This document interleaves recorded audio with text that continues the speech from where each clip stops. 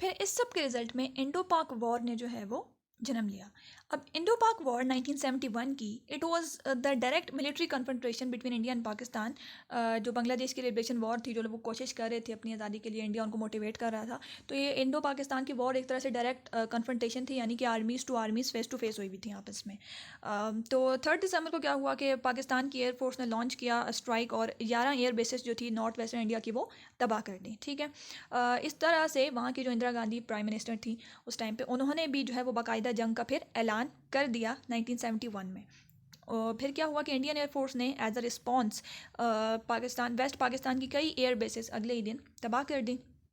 अब इस वॉर के दौरान इंडिया और पाकिस्तानी फोर्सेस की काफ़ी झड़पें लगती रहीं, ईस्ट पाकिस्तान के फ्रंट पे भी, वेस्ट पाकिस्तान के फ्रंट पे भी, दोनों साइड से पाकिस्तान को क्योंकि बहुत मुश्किल पड़ी थी कंट्रोल करने में। बीच में इंडिया है, ईस्ट पाकिस्तान को भी उसने प्रोटेक्ट करना है, पाकिस्तान ने वेस्ट पाकिस्तान को भी प्रोटेक्ट करना है। तो उन्होंने बहुत ज़्यादा अरसे तक उसको जो है वो मतलब लड़ते रहे इंडिया से, मतलब उन्होंने बहुत डिले किया काफ़ी डेज तक। लेकिन फिर फाइनली क्या हुआ, उनके लिए नामुमकिन था, स्पेशली वो या तो किसी एक को ही बचा सकते थे, और ईस्ट पाकिस्तान उनसे बहुत दूर था।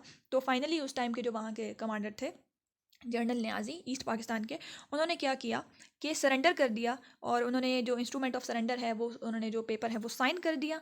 ठीक है, और इस तरह जो हमारा ईस्टर्न विंग है वो इंडिया को मिल गया। सो इंडिया ने इस तरह भी मिलिट्री इन्वेजन की कि मुश्किल हो गया था पाकिस्तान के लिए ईस्ट पाकिस्तान में लड़ना, इस रीज़न से भी कि वहाँ के लोग ही अपनी ही आर्मी को सपोर्ट नहीं कर रहे थे, बल्कि वो ज़्यादातर लोग तो मुक्ति बाहिनी के साथ थे।